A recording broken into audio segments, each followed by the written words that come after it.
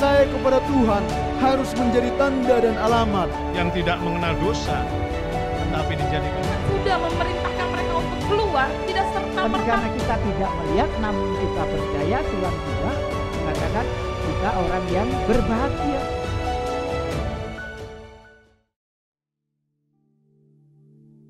Shalom, Bapak Ibu terkasih di dalam Tuhan. Selamat pagi, selamat berjumpa dalam ibadah online pada pagi hari ini. Mari kita siapkan hati untuk menyembah Tuhan.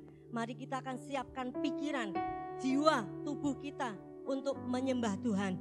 Karena firman Tuhan mengatakan, kalau kita menyembah Tuhan dengan sungguh-sungguh, Tuhan hadir. Dan ada satu khotbah yang pernah dibawakan dari Bapak Pendeta Yonatan mengatakan, bawalah persembahan pujian, bawalah ucapan syukur kepada Tuhan saat engkau ada di dalam rumah Tuhan. Bapak dan Ibu ada di dalam rumah Tuhan, meskipun di rumah masing-masing, tetapi kiranya hadirat Tuhan akan memenuhi Bapak, Ibu dan Saudara dan yang ada di tempat ini. Kita nyanyikan pujian, nyanyi pujian bagimu Tuhan, kita memberi pengagungan, memberikan hormat kita kepada Tuhan Yesus. Haleluya. Haleluya. Glory, glory, haleluya, haleluya. Yesus. Kita akan menyembah Tuhan sebentar, sejenak, sebelum kita menyanyikan lagu ini. Biar Tuhan Yesus disukakan dengan pujian penyembahan kita. Haleluya. Haleluya Tuhan Yesus. Kami bawa pujian bagimu. Dengan segenap hati kami ya Tuhan. Dengan segenap pikiran kami. Jiwa kami tertuju kepadamu. Bapa kami yang maha baik. Bapa kami yang murah hati, dengarlah pujian kami ya Tuhan pagi hari ini. Haleluya.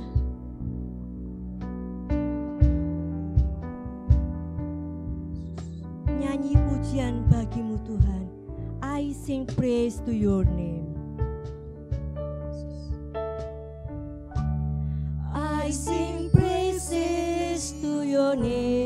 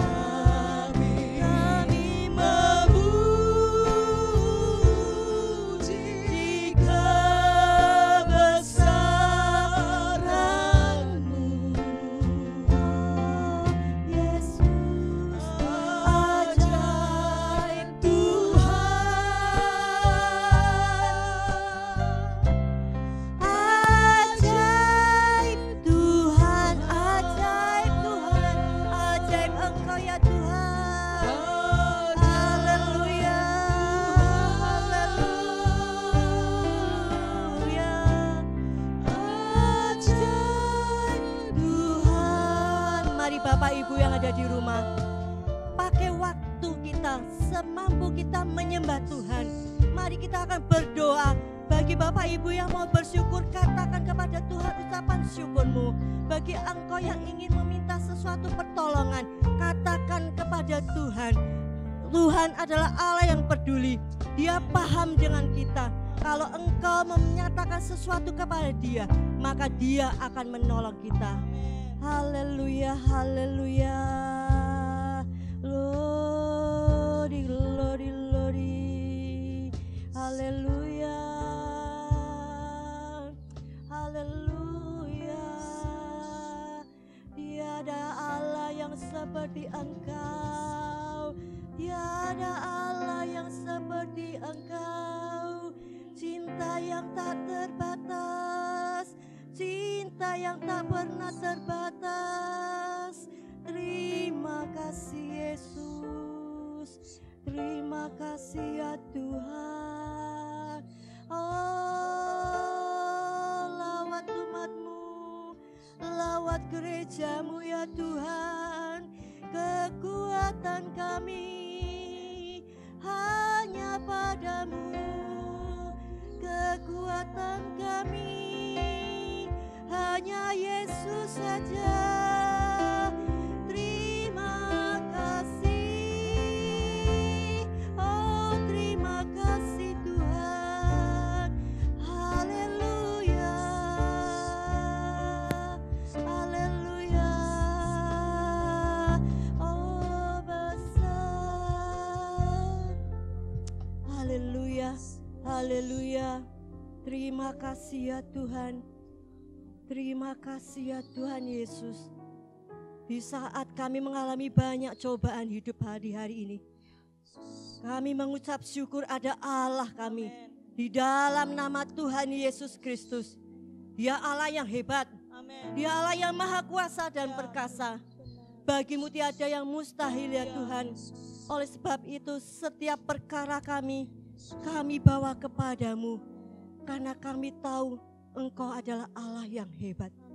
Terima kasih firman-Mu mengatakan bahwa Engkau akan berperang bagi kami dan kami akan diam saja. Haleluya. Haleluya. Haleluya. Amin. Amin. Kau Allah yang besar. Kau Allah yang besar, ajaib dan mulia. Kau Yesus yang selalu membuatku terpesona. Segala pujian bagimu ya Tuhan. Amin.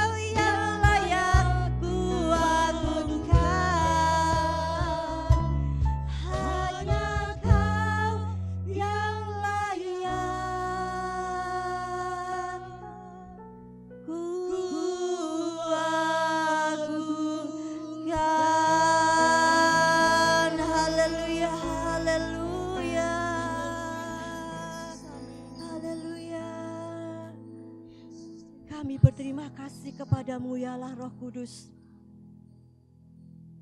Setelah kami memperingati hari kenaikanmu ke surga, Engkau yang berjanji memberi kami kekuatan melalui Roh Kudus-Mu. Bahkan Engkau berjanji ketika Engkau datang kedua kalinya Tuhan, Engkau akan mendapati kami setia. Bukan dengan kuat dan gagah kami, karena kami ini sesungguhnya lemah di hadapan-Mu Tuhan. Tetapi syukur kepada Tuhan Yesus, Allah Roh Kudus itu yang memberi kekuatan kepada kami, yang memampukan kami melewati dari satu peristiwa yang kami lewati adalah oleh kemurahan-Mu. Tuhan, sebentar lagi kami akan mendengarkan firman Tuhan. Berbicaralah Roh Kudus melalui hamba-Mu yang menyampaikan. Kami rindu Tuhan, firman Tuhan disampaikan kepada pribadi lepas pribadi dengan tepat, menjadi rema yang baru bagi kami. Sehingga kami umat Tuhan yang pada hari-hari ini mengalami kegundahan karena kami harus mengikuti ibadah online. Tapi kami tidak akan kehilangan kuasa Tuhan. Kami tidak akan kehilangan aliran air surgawi. Roh Kudus-Mu itu Tuhan akan tetap memberkati kami. Terima kasih Tuhan. Segala puji hormat bagi nama-Mu di dalam nama Tuhan Yesus. Haleluya. Amin.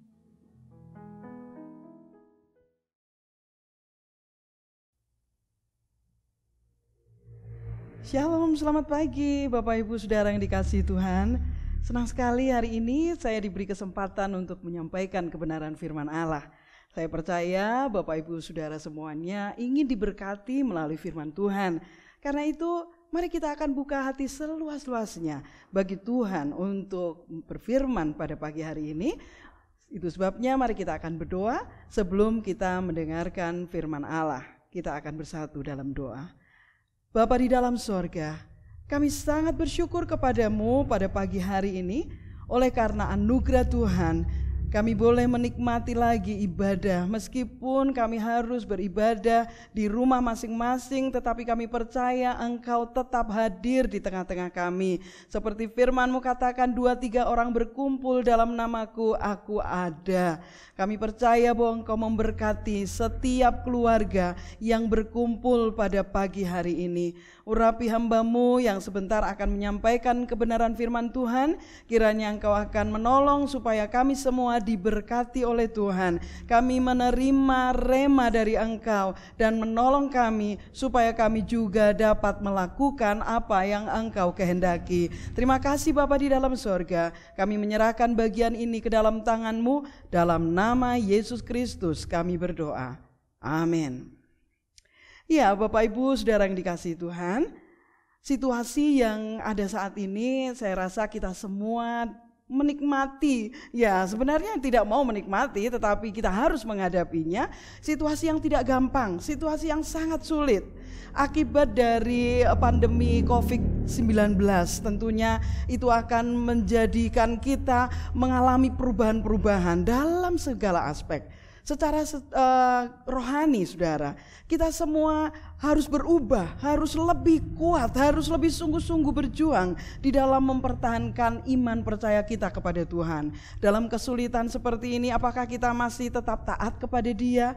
Apakah kita masih semangat untuk beribadah bersama dengan keluarga kita supaya kita dapat menjadi kuat di dalam Tuhan?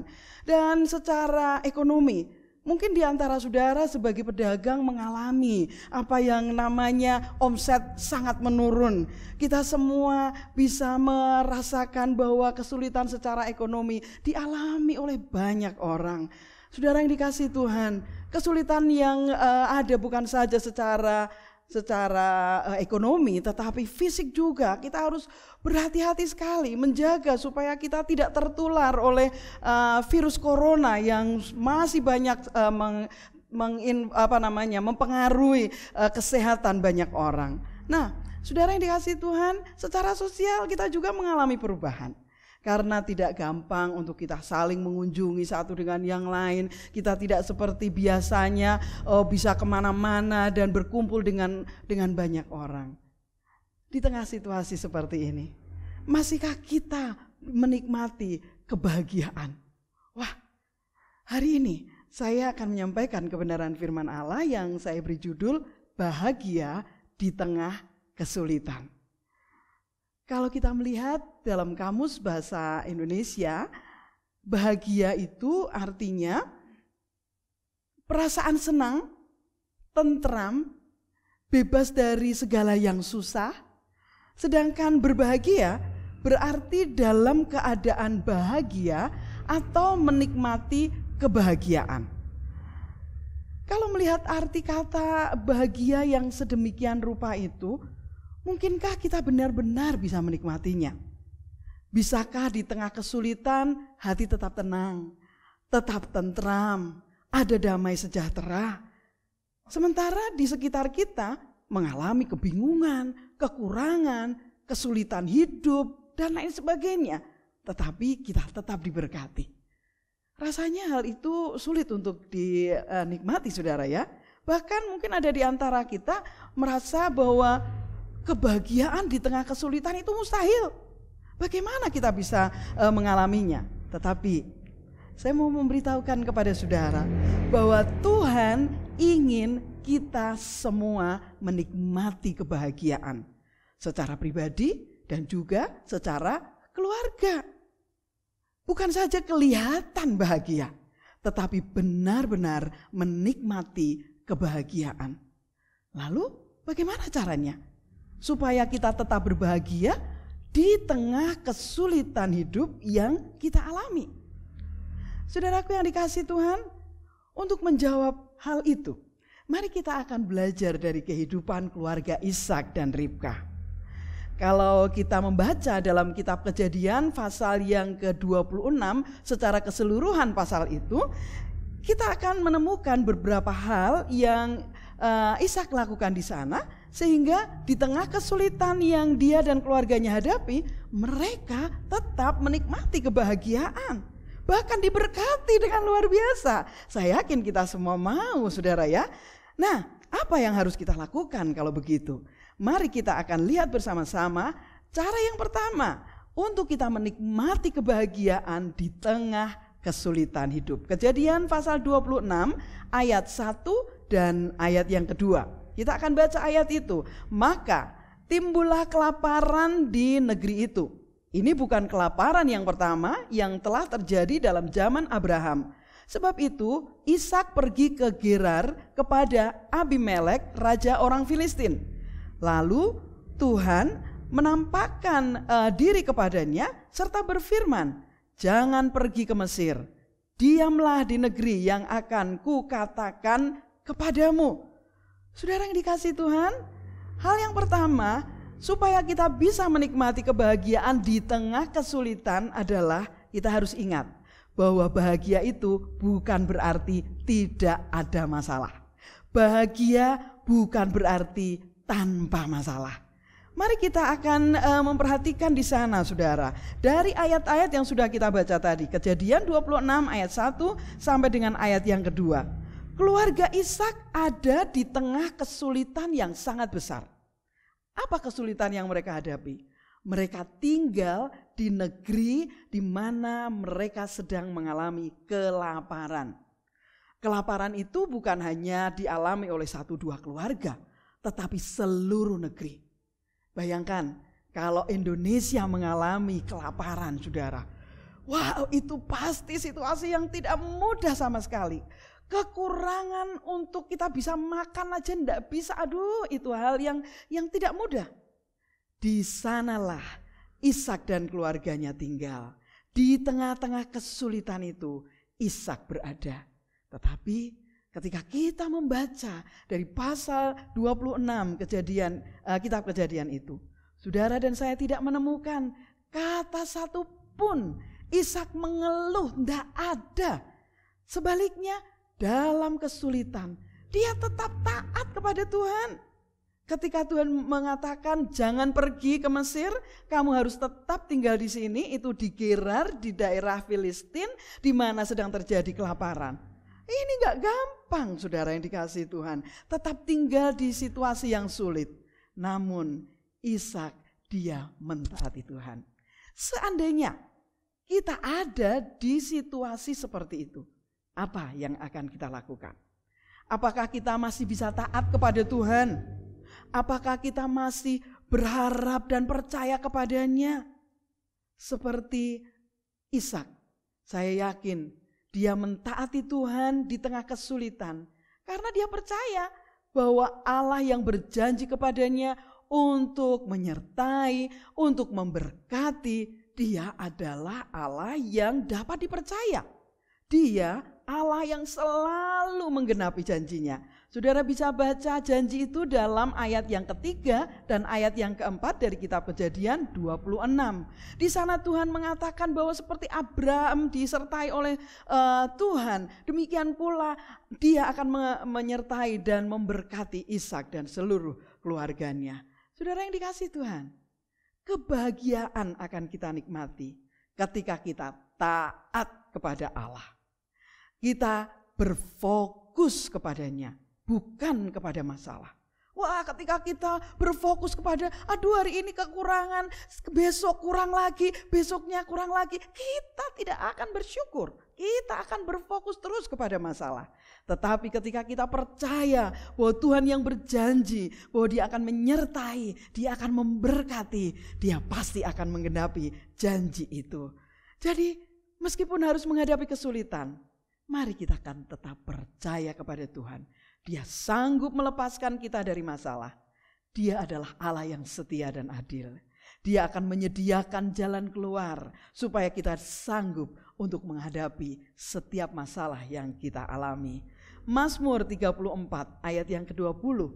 Kalau saudara baca di sana, ayat itu mengatakan kemalangan orang benar banyak, tetapi Tuhan melepaskan dia dari semuanya. Inilah yang membuat hati kita damai, yang membuat hati kita tetap menikmati sukacita, yang membuat kita bersyukur dalam segala keadaan. Kenapa sih Tuhan mengizinkan kita menghadapi masalah? Mungkin kita bilang, Tuhan kenapa sih COVID-19 nggak berlalu? Kenapa virus corona masih merajalela? Bahkan sekarang masih terus menginfeksi banyak orang sehingga banyak orang sakit. Ada banyak orang juga meninggal karena corona. Saudara, dalam hidup ini kadang-kadang kita menghadapi masalah. Karena Tuhan ingin agar kita bergantung sepenuhnya kepada Tuhan. Supaya karakter kita menjadi lebih baik. Melalui ujian, melalui masalah, kesulitan yang kita hadapi, kita akan lebih sungguh-sungguh lagi percaya kepada Tuhan. Supaya kita bisa belajar untuk menghadapi situasi, merespon situasi itu dengan tepat. Ada tujuan baik pasti dari semua masalah yang kita hadapi. Karena itu, mari tetap percaya kepada Tuhan. Masalah bisa datang, tetapi kita tahu bahwa Tuhan pasti akan menolong kita. Kita dapat menghadapinya, dan itu yang menghibur hati kita, yang membuat kuat iman percaya kita kepadanya. Jadi yang pertama, supaya kita tetap berbahagia meskipun dalam kesulitan, kita harus ingat bahwa meskipun kita menghadapi kesulitan, kita masih tetap berbahagia karena percaya Tuhan menolong kita. Haleluya. Dan berikutnya, kalau kita melihat dalam Kejadian 26, hal yang kedua yang kita bisa pelajari di sana adalah kita bisa berbahagia apabila tetap menjaga kemesraan dalam keluarga. Haleluya. Kita akan lihat saudara, Kejadian 26 ayat yang ke-8. Kejadian 26 ayat 8. Ayat itu mengatakan seperti ini. Setelah beberapa lama ia ada di sana, pada suatu kali menjenguklah Abimelek raja orang Filistin itu dari jendela. Maka dilihatnya Ishak sedang bercumbu-cumbuan dengan Ribkah istrinya. Dalam terjemahan lama, bercumbu-cumbuan itu disebutkan Ishak itu sedang bergurau dengan Ribkah istrinya. Wah, saudara yang dikasihi Tuhan, dari ayat ini kita bisa belajar bahwa Ishak dan Ribkah meskipun usia pernikahannya yang pada saat itu sudah berusia 35 tahun. Wah, ini usia pernikahan yang tidak mudah lagi, sudah cukup lama. Tetapi mereka tetap menjaga kemesraan. Mereka tetap menjaga kerukunan satu dengan yang lain. Mereka menjaga komunikasi. Biasanya, saudara yang dikasihi Tuhan, kalau kita sedang menghadapi kesulitan, wah, apalagi mesra, ngomong enak aja susah, ya kan? Sedikit-sedikit marah. Karena stres menghadapi masalah, ya kan? Nah, kita ngomong meninggi sedikit, pasangan kita sudah tersinggung, ya kan? Nah, kalau enggak keras, enggak kedengeran. Aduh, bagaimana saudara yang dikasihi Tuhan ya? Dalam kesulitan emosi kita tidak stabil. Nah, kalau kita menghadapi kesulitan dan kemudian kita membiarkan situasi itu menguasai kita, maka kita tidak bisa menjaga kerukunan. Sebaliknya, mari dalam kesulitan sekalipun kita akan menjaga kerukunan, apalagi suami istri saudara. Jaga kemesraan satu dengan yang lain. Komunikasi harus tetap dijaga lancar. Masih tetap bisa bergurau loh kalau ada damai sejahtera, ya kan? Kita akan menikmati itu, saudara yang dikasihi Tuhan. Nah, biasanya sekali lagi ketika kita sedang menghadapi kesulitan, emosi tidak stabil, mudah tersinggung, mudah marah. Tetapi sebagai anak Tuhan, mari kita akan menjaga hubungan satu dengan yang lain. Sehingga dalam kesulitan sekalipun suami istri tetap kuat. Menghadapi masalah di luar itu, kalau kita tetap bersatu, kita bisa kuat menghadapinya. Tetapi kalau dalam keluarga sudah tidak lagi mesra, wah, kita akan gampang lemah, ya kan? Tapi mari kita akan tetap menjaga hubungan satu dengan yang lain. Ishak dan Ribkah meskipun sudah cukup lama menikah, mereka tetap menjaga kemesraan satu dengan yang lain. Saya yakin ketika saudara dan saya dalam keluarga kita menjaga kerukunan itu, berkat Allah dicurahkan. Dalam kitab Mazmur mengatakan ketika ada kesatuan, ada kerukunan, berkat itu diperintahkan untuk dicurahkan dalam kehidupan kita. Saudara mau diberkati? Haleluya. Jaga kerukunan. Yang ketiga, bagaimana supaya kita dapat berbahagia meskipun di tengah kesulitan? Yang ketiga adalah apabila kita tetap menabur. Wah, apa ini maksudnya? Lihat Kejadian 26 ayat 12, saudara.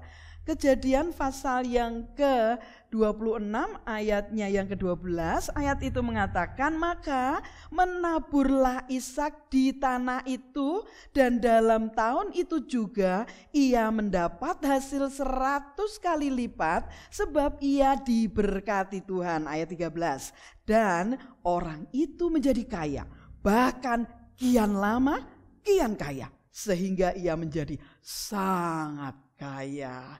Saudara yang dikasihi Tuhan, yang ketiga, meskipun di tengah kesulitan tetap menabur. Wah, bisakah kita menabur di tengah masa paceklik, saudara? Dalam masa kelaparan, menabur itu sepertinya bukan waktu yang tepat. Karena meskipun menabur, kemungkinan besar tidak tumbuh, kemungkinan besar tidak panen. Kenapa terjadi kelaparan? Ya karena tidak ada panen, karena tidak ada hasil. Tetapi sangat mengherankan, di luar akal manusia, Ishak tetap menabur. Di negeri yang sedang mengalami kelaparan, Ishak tetap menabur. Apa hasilnya? Apakah dia menjadi kecewa? Tidak. Ayat 12 mengatakan bahwa Tuhan memberkati benih yang ditaburkan itu sehingga menghasilkan 100 kali lipat. Bahkan ayat yang ke-13 mengatakan karena Tuhan memberkati Ishak, dia menjadi kaya, makin lama makin kaya, bahkan menjadi sangat kaya. Itu benar-benar luar biasa. Saudara mau diberkati Tuhan? Menaburlah. Menabur di sini berarti memberi. Burut no macem-macem aja. Di tengah kesulitan buat kita sendiri aja kurang kok memberi. Memberi itu ya harusnya ketika kita punya kelebihan. Ketika sudah kaya baru memberi.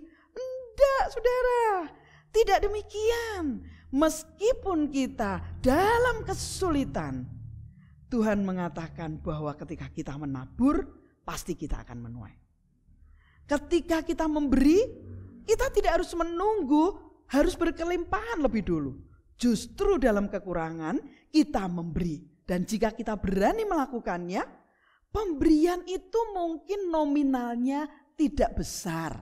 Tetapi di hadapan Tuhan, ketika kita memberi dengan tulus hati, bahkan di tengah kesulitan dan kekurangan kita, nilai pemberian kita itu besar di hadapan Tuhan. Saudara ingat cerita tentang janda di bait suci yang memberi persembahannya? Saudara bisa baca kisah itu dalam Markus 12 ayat 13 sampai 14. Yesus melihat ketika janda itu memasukkan uangnya. Itu tidak banyak nominal yang diberikan.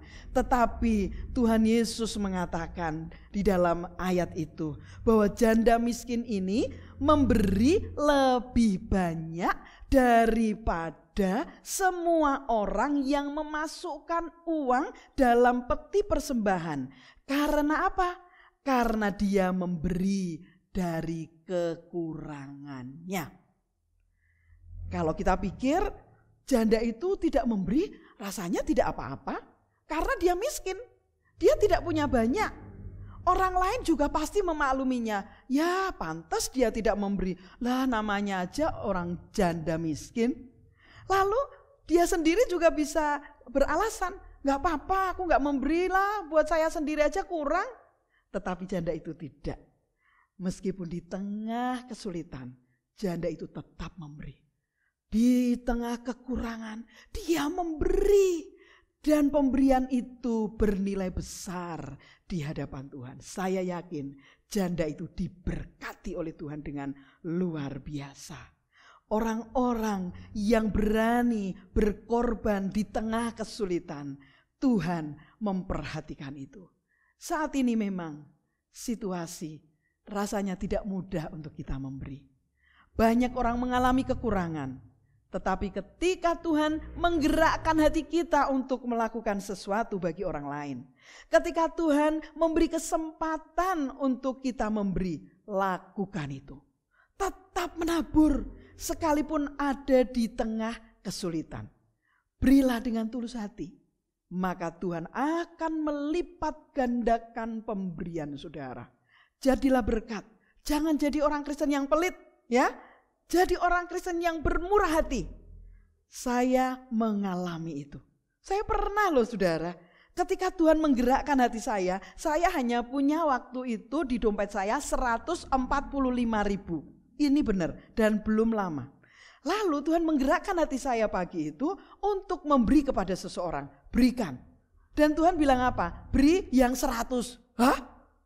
Tinggal 45 dong Tuhan. Habis itu saya belanja gimana? Tapi Tuhan berikan. Ketika saya berani melangkah, saya memberikan uang yang 100.000 itu, 45.000 tinggal di dompet saya. Saya tidak tahu apa yang akan terjadi di hari-hari besok, tapi Tuhan luar biasa. Yang pertama, hati saya penuh damai sejahtera karena saya menuruti apa yang Roh Kudus katakan. Yang kedua, tidak saya sangka. Hari itu hari Jumat, saya masih sangat ingat itu. 45.000, kemudian hari Minggu ada ibadah di dalam keluarga dan saya memberi. Dan sudah tinggal sedikit saja. Tapi hari Minggu siang saya mendapatkan berkat. Berlipat kali ganda. Oh, saya bersyukur karena Tuhan menolong saya untuk mentaatinya. Ketika saudara diberi kesempatan memberi, berilah. Tapi jangan dengan paksa, dengan tulus hati. Haleluya. Kemudian yang berikutnya saudara, yang keempat, kita bisa berbahagia di tengah kesulitan apabila kita suka berdamai. Kejadian pasal yang ke-26 ayat 19 sampai 26. Wah, di sana kita bisa melihat bersama bahwa Ishak dia adalah orang yang suka berdamai. Lalu bertengkarlah para gembala Gerar dengan para gembala Ishak. Kata mereka, air ini kepunyaan kami. Dan Ishak menamai sumur itu Esek karena mereka bertengkar dengan dia di sana. Kemudian mereka menggali sumur lain dan mereka bertengkar juga tentang itu. Maka Ishak menamai sumur itu Sitna. Ia pindah dari situ dan menggali sumur yang lain lagi. Tetapi tentang sumur ini mereka tidak bertengkar. Sumur ini dinamainya Rehobot. Dan ia berkata, sekarang Tuhan telah memberikan kelonggaran kepada kita sehingga kita dapat beranak cucu di negeri ini. Saudara yang dikasihi Tuhan, meskipun kita ada di tengah kesulitan, di mana emosi tidak stabil, seringkali gampang tersulut kemarahan, kita gampang menjadi tersinggung, kita menjadi sensi ya saudara ya. Tetapi anak-anak Tuhan yang penuh dengan kasih, dia suka berdamai dengan semua orang. Roma pasal 12 ayat 18 di sana dikatakan, sedapat-dapatnya apabila itu bergantung kepadamu, hiduplah berdamai dengan semua orang. Ishak kalau dia mau jengkel, dia mau marah, ada alasannya. Hamba-hambanya sudah menggali sumur, kemudian hamba-hamba Gerar mengatakan ini sumur kami. Lalu Ishak pergi dari situ menggali sumur yang lain. Mereka mengganggu lagi, merecoki mereka lagi. Kemudian Ishak pindah untuk menggali sumur yang berikutnya. Saudara, kalau bukan orang yang suka berdamai, dia akan sakit hati. Bagaimana dengan saudara hari-hari ini? Apakah saudara berdamai dengan semua orang? Adakah di hati saudara kejengkelan? Oh, ada kebencian dengan orang? Atau bahkan antara suami istri gak rukun? Oh, kiranya Tuhan tolong supaya suami istri akan rukun. Seperti apa yang sudah saya sampaikan tadi. Kita berdamai dengan semua orang. Dalam keluarga berdamai. Antara orang tua dan anak. Antara suami dan istri. Antara tetangga. Antara saudara satu dengan yang lain. Suka berdamai membuat hati kita bahagia. Kalau saudara mau berbahagia, sukalah berdamai. Jika itu bergantung kepada kita, hiduplah berdamai dengan semua orang. Saudara, ini berikutnya adalah hal yang sangat penting untuk kita berbahagia. Selain keempat hal yang sudah saya sampaikan tadi. Yang kelima ada di ayat yang ke-25. Kejadian 26 ayat 25. Ini rahasia yang Tuhan mau sampaikan kepada kita. Sesudah itu Ishak mendirikan mezbah di situ dan menggali nama Tuhan. Ia masang kemahnya di situ. Lalu hamba-hambanya menggali sumur di situ. Sekali lagi, Ishak mendirikan mezbah di situ dan memanggil nama Tuhan. Yang kelima, bagaimana saudara dan saya tetap berbahagia di tengah kesulitan, yaitu kita harus menjaga persekutuan kita dengan Allah. Ayat itu menunjukkan kepada kita bahwa dimanapun Ishak berada, dia mendirikan mezbah.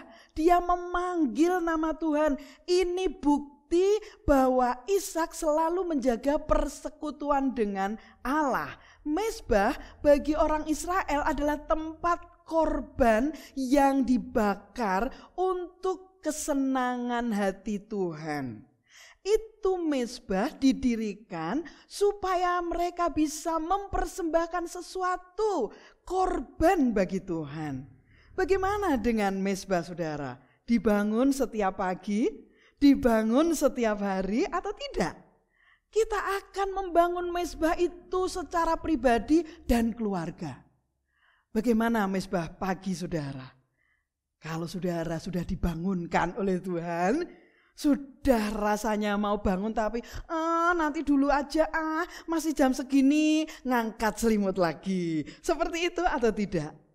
Ishak dimanapun dia berada dan dalam keadaan apapun, di tengah kesulitan sekalipun, dia mendirikan mezbah. Dan dampaknya kalau kita membangun mezbah, maka kita akan menjadi orang yang hidup berkemenangan, saudara. Kita akan menjadi orang yang suka berdoa kepada Tuhan karena doa kita dijawab oleh Tuhan. Ketika kita mempersembahkan korban, itu korban pujian kepada Allah.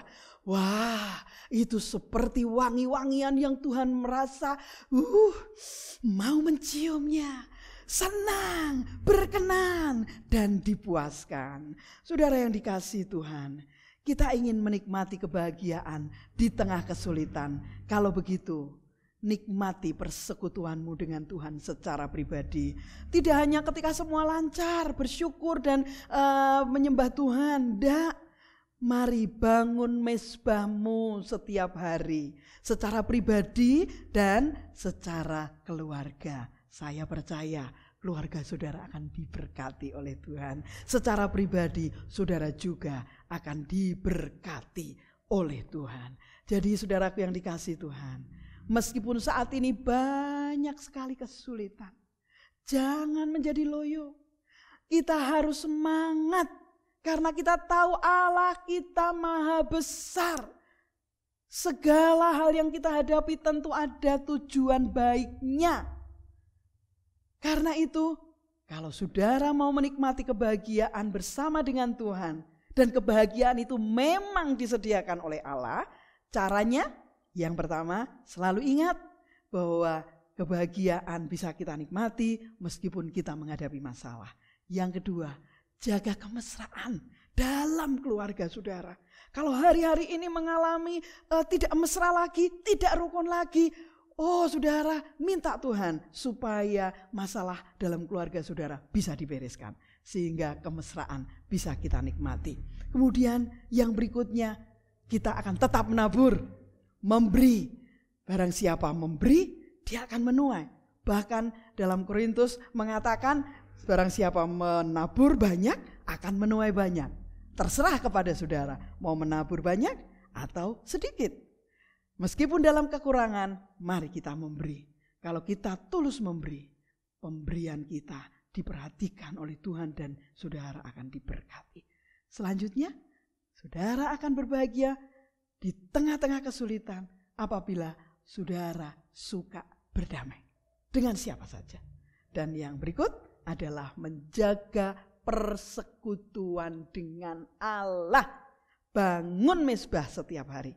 Bangun mezbah dan memberikan korban bagi Tuhan. Saudara akan nikmati dampak dari mezbah yang saudara bangun setiap hari. Tuhan memberkati saudara sekalian. Tidak banyak yang saya sampaikan. Sampai di sini firman Allah. Tetapi saya percaya bahwa Tuhan akan memberkati kita semuanya. Kita akan berdoa. Bapa di sorga, kami mengucap syukur karena Engkau Allah yang dahsyat dan ajaib. Kami bersyukur karena kami dapat menikmati kebahagiaan meskipun kami sedang dalam kesulitan. Kami percaya bahwa Tuhan akan memberikan kebahagiaan itu kepada setiap keluarga yang telah mendengar firman Allah pada pagi hari ini. Asalkan mereka mentaati firman-Mu, apa yang sudah difirmankan pada pagi hari ini mereka dapat melakukannya. Tolong mereka menjadi orang-orang yang suka berdamai. Tolong mereka supaya mereka menjadi orang-orang yang suka bersekutu dengan Tuhan setiap hari.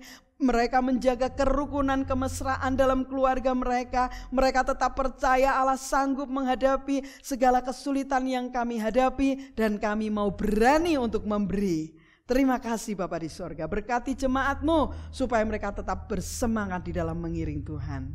Dan sekarang saudara yang dikasihi Tuhan, angkatlah tangan di hadapan Allah. Kita akan menerima berkat yang daripada Tuhan. Saudara yang dikasihi Tuhan, terimalah berkat dari sorga. Tuhan akan memberkati engkau kemanapun engkau pergi. Keluar masukmu dipimpin oleh Tuhan. Dia akan menuntun engkau. Dia akan menghadapkan wajahnya kepadamu. Dia akan memberkati usahamu, pekerjaanmu, keluarga, anak cucumu. Diberkati oleh Tuhan.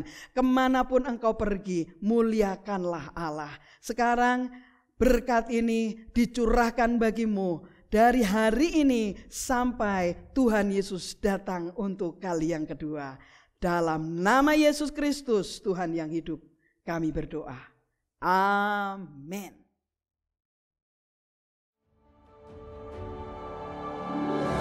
Percaya kepada Tuhan harus menjadi tanda dan alamat yang tidak mengenal dosa, tetapi dijadikan Sudah memerintahkan mereka untuk keluar, tidak serta-merta Karena kita tidak melihat namun